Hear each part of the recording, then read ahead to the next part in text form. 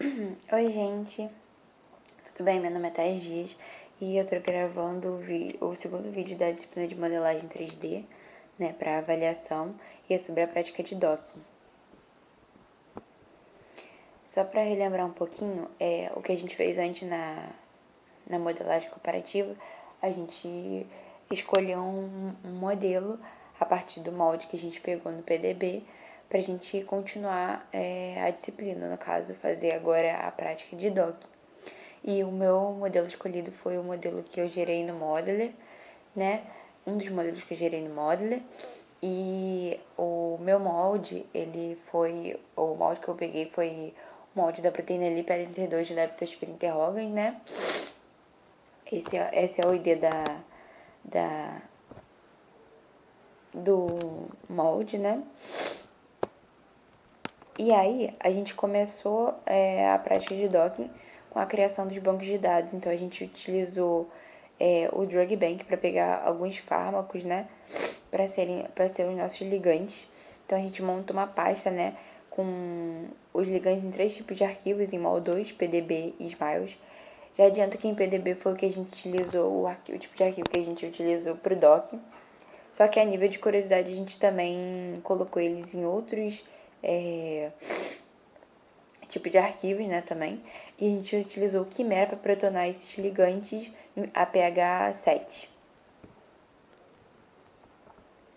Os ligantes escolhidos foram esses aqui. Foi a aspirina, o canabidiol, o ibuprofeno, a anfetamina e o clonazepam. Eu já adianto que o clonazepam a gente teve alguns probleminhas que eu vou explicar posteriormente. Já o docking a gente fez... primeiro a gente protonou o receptor em pH 7.4 no PQR. O pH 7.4 é o pH no corpo humano, por isso a gente protonou nesse pH. Depois a gente protonou os ligantes da pH 7.4 utilizando o OpenBabel, né, pelo terminal. E a gente fez o docking cego pelo Autodoc Vina no Quimera. Como a maioria do pessoal da turma não sabia uma posição para poder fazer o docking, todo mundo fez o docking cego. Agora vamos pro caso do clonazepam. O clonazepam, no momento que a gente fez o docking, ele apareceu só essa molécula aqui de oxigênio, sendo que eu mostrei pra vocês lá ali na frente tinha uma estrutura inteira.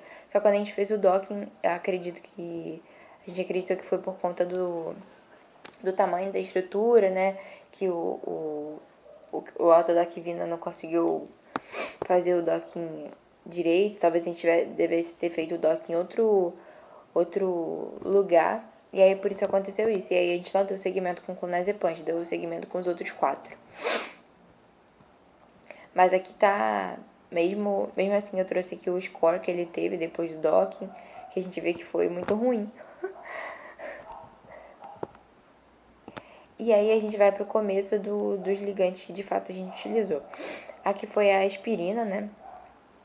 A gente vê que ela se ligou em muitas partes do receptor, mas principalmente essa parte aqui foi a mais importante porque teve outros ligantes que se ligaram também nesse mesmo local. Ela teve um score assim, de 5.6, né? O score, ele é importante porque quanto mais baixo, mais afinidade ele vai demonstrar, né, entre o ligante e o receptor, né? Então a gente, tipo assim, nenhum dos scores que a gente teve com esses ligantes foi tão bom assim, porque o melhor seria a partir de -8. Mas dentro desses ligantes teve uns que foram menores ainda do que outros. A próxima onde depois a gente levou a combinação desse ligante com esses receptores no PLIP, né? Que eu vou mostrar aqui agora. Que é esse Protein Ligand Interactor, né? A gente botou essa combinação aqui. Aí ela ficou basicamente assim, né? A aspirina, por exemplo, demonstra ligação com esses resíduos. E com esses aminoácidos a isoleucina, fenilalanina e tirosina, né? Eu achei interessante porque teve alguns ligantes que tiveram essas mesmas interações com esses mesmos resíduos em comparação a outros.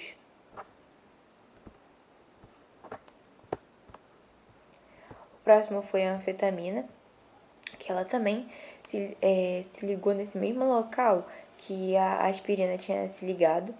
E ela teve um score de 5.5, né? Um pouco menor do que a aspirina já. Na parte do PLIP, a gente teve outras interações. Foi diferente um pouco da aspirina, né? Mas ainda assim teve os aminoácidos foram mais parecidos, né? Mas não foram no mesmo resíduo. Depois a gente fez com o ibuprofeno, né? O ibuprofeno também teve várias posições, mas é porque aqui não dá pra ver direito, mas essa posição aqui seria a que os outros dois ligantes também ficaram. E o ibuprofeno ele teve um score de 5.3. Na parte do PLIP, o ibuprofeno ele teve os mesmos tipos de interações nos mesmos resíduos, igual a aspirina, né? Foi isso que eu achei curioso também, porque embora os três eles tenham ficado ligados na mesma posição dentro do receptor, dentro desses três eles fazem interações diferentes, né? E por fim a gente teve o canabidiol. O canabidiol ele teve o maior score de todos. E na parte da interação ele não estava interagindo no mesmo local. E na parte do PLIP também ele teve outras interações com outros resíduos. Totalmente diferentes. E muitas interações, na verdade, muitas interações hidrofóbicas. Como vocês podem ver. Na hora de escolher o ranking final, eu fiquei em dúvida se eu colocava os resultados do PLIP como prioridade, os resultados do DOC, né, do score ou da posição que eles estavam ligados, né, no receptor. Por fim, eu escolhi o score, porque eu senti um pouco mais de segurança. Porque as imagens não estavam tão boas assim, as imagens que eu tirei o print, então não dava pra ver com clareza que eles realmente estavam na mesma posição. Eu acabei sugerindo que sim, mas o score, o print das imagens dos scores era claro, né, o valor. E como no clipe eu fiquei também confusa, porque mesmo entre os ligantes que aparentavam estar no mesmo local, no receptor, eles estavam fazendo interações diferentes.